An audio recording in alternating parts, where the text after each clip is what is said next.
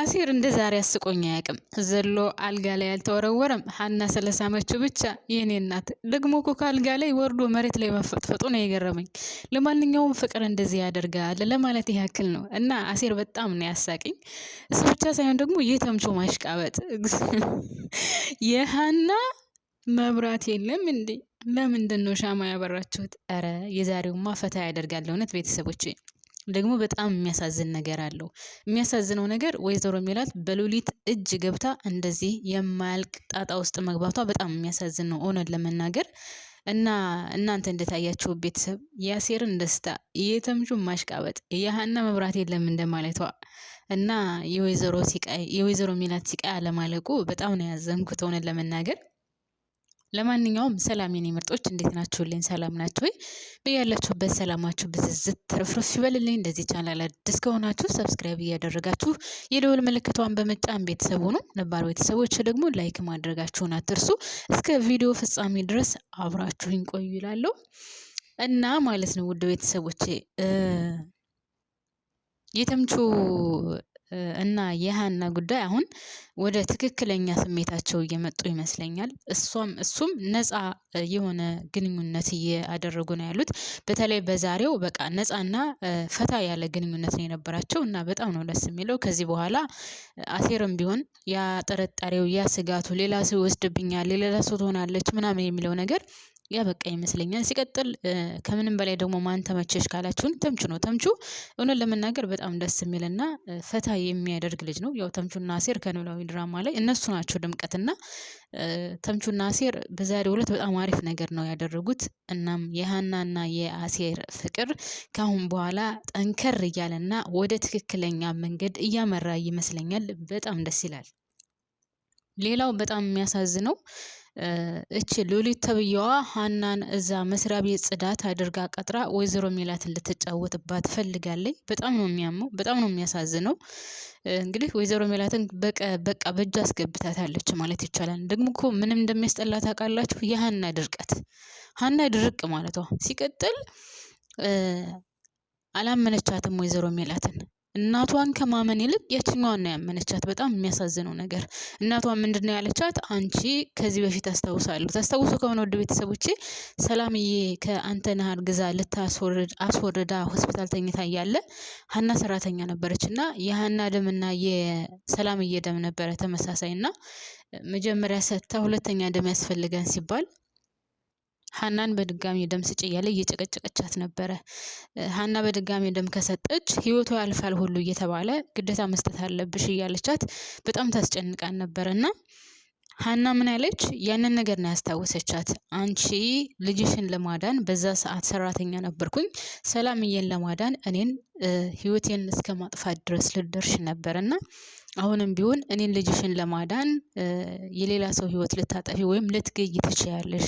ስለዚህ ምንድነው እየዋሸሽም ሊሆን ይችላል። ስለዚህ እኔን ልጅሽን ለማዳን ወይም እኔን ልጅሽን ለማትረፍ ወይም አሁን ካለሁበት ለማውጣት ተዋሻለሽ፣ ሰው እስከ መግደልም ትደርሻለሽ። እናም እኔ ይህንን ነገር አላምንበትም። በቃ መስራት ያለብኝ ስራ ስለሆነ እሰራለሁ፣ ጽዳትም ቢሆን በዛ ላይ ደሞዙ አሪፍ ነው እያለች ነው።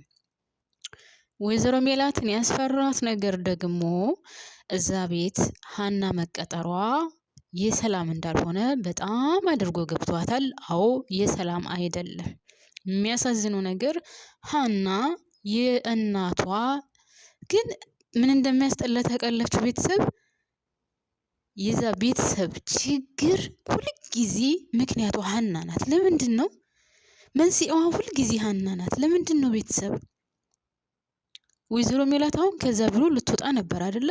ሀናን አገኘቻት። ከዛ ሀና ስራ ፈልግልኝ አለቻት። ያቺ ደግሞ መያዝ ስለምትፈልግ ወይዘሮ ሜላትን ማሽከርከር በስሯ ለማድረግ ስለምትፈልግ አሁን በሀና ያዘቻት ማለት ነው። ካሁን በኋላ ሀና ከዛ ስራ ወጣም ከዛስ ወይዘሮ ሜላትን በሀና ጉዳይ ታሽከረክራታለች ማለት ነው። እኔ የምፈራው እንደው ታውቃላችሁ ቤተሰብ ሀናን የሆነ ነገር አስፈርማት ወይም ሳታቅ በስህተት የሆነ ነገር አስደርጋት ችግር ውስጥ እንዳከታት ነው። ከዛ በኋላ ሜላትን በቁጥጥሯ ታደርጋታለች። ሴትዮቱ በቀላል የምትፋታት አይደለችም። ካያችሁ ካሁን በኋላ እጄ ገብተሻል፣ እንደፈለግኩ ነው ማሽከረክርሽ እያለቻት ነበረ። የወይዘሮ ሜላት ክብር፣ ያ አንነኬነት፣ ያ ምናምን ካሁን በኋላ ዜሮ እየሆነ ይመስለኛል። እና በጣም ማዝነውና በጣም የሚያስጠላው ነገር የችግሩ መንስኤ አሁንም ቢሆን በክፍል አንድ እንዳየነው አሁንም ክፍል 2 ላይ ሀና የችግሩ መንስኤ ሳትሆን አትቀርም ለወይዘሮ ሜላት ቤተሰብ ማለት ነው። ምክንያቱም ሉሊት ማድረግ የፈለገችው ነገር አለ። ያለምንም ፍራቻ ያለምንም ማንገራገር ሜላትን መበቀል ትፈልጋለች። በምንድን ነው የምትበቀላት? ምንም አላደረገቻት። ምን አድርጋታለች? ገና ከመምጣቷ ያሉት ሰዎች አቶ መዘክርም ሆነ አቶ ታደሰ ልዑልም ቢሆን ሁላቸውም ወደዋታል። ጭንቅላቷ በጣም አሪፍ ስለሆነ የስራ ልምድ ስላላት በጣም ጎበዝ ስለሆነች ስራዋንም በጣም ወደውላታል። ያን ድርጅት ቀጥ አድርጋ እንደምትይዘው የታወቀ ነበረ። ነገር ግን ይህንን ነገር በጣም ስለምትቀናበት፣ ለምን ይንከባከቧታል፣ ለምን ስለሷ ያወራሉ፣ ለምን ስለሷ ያነሳሉ ብላ በጣም ስለምትቀና አሁን ሜላትን ጥምዳ ይዛታለች ማለት ነው። እና አሁን አቶ መዘክር ቢመጣ እውነት ውድ ቤተሰቦች የሆነ ነገር የሚፈጠር ይመስላችኋል? ምን ይፈጠራል ብላችሁ ታስባላችሁ? እስኪ እናንተ ሀሳብ አስተያየታችሁን አካፍሉኝ። እንትናንስ ታሳምነው ይሆን? ልዑል ነው ስሙ። እሱንስ ታሳምነው ይሆን? እሱንም ዝታበታለች። በነገራችን ላይ ታደሰም ልዑልም ሁሉም እንዲወጡላት ትፈልጋለች። በጣም የሚገርመው ነገር ሲቀጥል ይሄ አሁን በሜላት ምትክ ይቀጠራል የተባለው ሰራተኛ እሷ ናት የምታውቀው። የምታመጣው ሰራተኛስ ምን አይነት ሰራተኛ ነው? እውነት ይሄ ሰውዬስ ትክክለኛ ስራውን ይሰራል ወይ? ምንድን ነው የሚያደርገው? አይዶን ነው። ብቻ ወይዘሮ ሜላት ላይ ካሁን በኋላ ጥሩ ነገር የሚከሰት አይመስለኝም። ቤተሰቦች ፈጣሪ የሆናት እንጂ ሉሊት በቀላሉ አትፋታትም። በጣም የሚደብረው ነገር አሁን ሀናን አሳምናታለች። መጀመሪያ ወይዘሮ ሜላት አልፈልግም ብላ ነበር። ካያችሁት ኢዩኤል ራሱ ወይዘሮ ሜላት ከወሰነች ወሰነች ነው። ከዛ ድርጅት አልወጣም ማለት እወጣለሁ ብላለች፣ ትወጣለች። ለምንን ይቅርታ ብልሻት እንድትመለስ አድርጊ ብሏት ነበር። እሷ ግን የምትተማመነውን ስለምትተማመንና የሆነ ነገር እንዳለ ስለምታውቅ ወይዘሮ ሜላትን ስለያዘቻት በልጇ ጉዳይ ስለያዘቻት ስለምታውቅ ይቅርታ መስራት ፈልጋለሁ እንደምትላት ስለምታውቅ ከኢዩኤል ፊት ራሷ አዋረደቻት። እኔ መስራት ፈልጋለሁ ሀሳቤን ቀይሬያለሁ ስትላት ከፍ ዝቅ አድርጋ ተናግራ ከዚህ ስራ መውጣት አለብሽ፣ አንፈልግሽም፣ ባንቺ ፋንታ ወይም ባንቺ ቦታ ሌላ ሰራተኛ ቀጥረናል። አንቺ በፈለግሽበት ሰዓት የምትወጪ በፈለግሽበት ሰዓት የምትመለሽበት ድርጅት አይደለም። ወይዘሮ ሜላት አንቺን ይሄ ድርጅት ሲቋቋም አንቺን ተማምኖ አይደለም አንፈልግሽም ብላ ባራታለች። ይሄ በዚህ ነገር ደግሞ ዩኤል ተቀይሟል። አቶ መዘክር ቢመጣ ምን ይለናል ነው ያለችው። ግን አቶ መዘክር ቢመጣ ደግሞ ውድ ቤተሰቦቼ እሷ በምትፈልገው መንገድ ሰርታ እንድኮራባት እንዳመሰግናት ወይም ደግሞ ለሷ ቦታ እንድኖራት አድርጋ ለመስራት ነው ያሰበችው። ለጊዜውም ቢሆን አቶ መዘክር ሲመጣ ያምናታል ብዬ አስባለሁኝ። ነገሮችን አሳክታ ትነግረዋለች። በቃ ያምናታል። ነገር ግን ለድርጅቱ ያን ያክል ጠቃሚ ናት ወይ ካላችሁኝ ምንም ጠቃሚ አይደለችም። በጣም የሚያሳዝነው ነገር ለድርጅቱ ጠቃሚ አይደለችም። ግን ደግሞ የወይዘሮ ሜላትን የስራ እንትን ይወስደች ይመስለኛል። ለምሳሌ ወይዘሮ ሜላት ከመምጣቷ በፊት እዛ ድርጅት የስራ ሂደቱ ሌላ ነበር። እሷ ከመጣች በኋላ ግን ነገሮችን ቀይራቸዋለች። እሷ በሄደችበት ምናልባት ልትሄድበት ትችላለች፣ አይታወቅም። ምክንያቱም አንድ ጊዜ ህጉን አውጥታለች ወይዘሮ ሜላት ነድፋላቸዋለች፣ በዛ መንገድ እንዲሄዱ አድርጋለች። ስለዚህ እሷ በነደፈችውና ባቀደችው ባወጣችው ፕላን መሰረት ስራውን ይሰራሉ። ያን ያክል ጉዳት ይኖረዋል ብዬ አላስብም ውድ ቤተሰቦቼ። ስለዚህ አቶ መዘክርም ቢመጣ ለጊዜው ያን ያክል ጉዳት አለ ብዬ አላስብም። ግን ከዩኤል ጋስ ምን ያክል ይስማማሉ? ምክንያቱም ፊቱ ቁጭ ብላ ነው ከዚህ ቢሮ እንድትወጭ እፈልጋለሁ፣ እንድትሰሪ አልፈልግም፣ ስትፈልግ የምትወጭበት ስትፈልግ የምትገቢበት ድርጅት አይደለም። ስለዚህ ያንቺን ቦታ የሚተካ ሰራተኛ አግኝቻለሁ ብላ ስታባረራት ፊት ለፊት እያየ ነው።